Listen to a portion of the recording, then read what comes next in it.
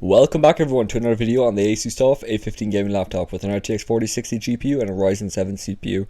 All the specs be down in the description below if you're interested. Today guys, we're testing out GTA 5 Enhanced Edition with ray tracing set to high, then very high, and then ultra high. We're also be testing each setting of ray tracing with and without DLSS set to performance. The reason I went for performance in this video is because when I went for quality originally, the increase in FPS was only around 5 FPS at max. So it's only around a 5 FPS increase. So if you want to have an idea of what the quality setting would add, that's about what it would be, being about 5 extra. So now we've just turned on performance. So now this is on high ray tracing.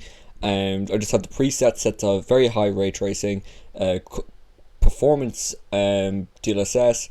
And as you can see guys, we're around 86, 85 FPS, so it's quite playable with ray tracing, so that's quite nice. Now I must say, it's not the most incredible ray tracing I've ever seen. I've gotten better performance in other games like Cyberpunk 2077 with ray tracing, so I'm a little bit disappointed. I would have expected actually a bit more FPS in my opinion. I think a reason for the less FPS than I was expecting may be because this game doesn't support frame gen for some reason. Usually frame gen would obviously just increase the FPS so much more. So I was a little bit disappointed Rockstar didn't put frame gen to this game. I don't understand that. The same thing happened with Kingdom Come Deliverance. But now we're going into very high settings without DLSS. This is very high ray tracing, the second highest ray tracing setting preset, and this is without DLSS, and we're getting around 48 to 50 FPS, which it's about just under playable for I'd say most people. It is in my opinion smooth enough to play if you just want to have a bit of fun, drive around, but if you want to take it a bit more seriously, maybe not.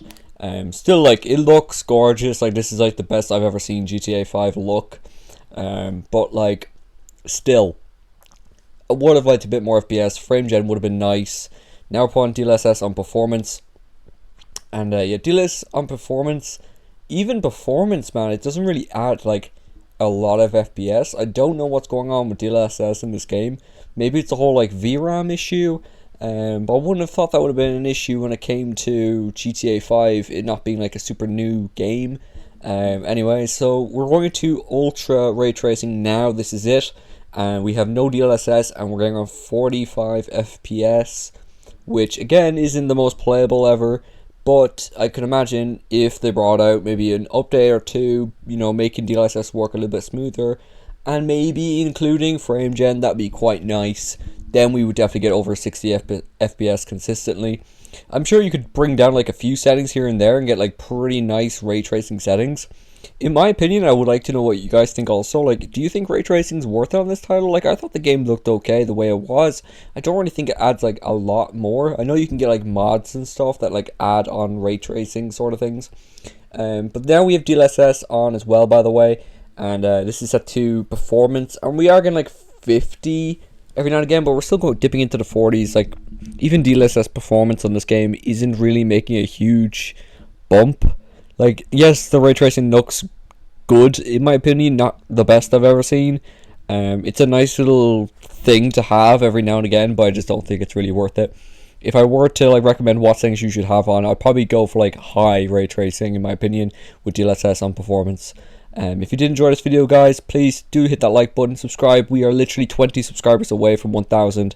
I'd really appreciate it if we could try and hit that. Thank you so much guys for watching. Have an amazing day. Bye bye.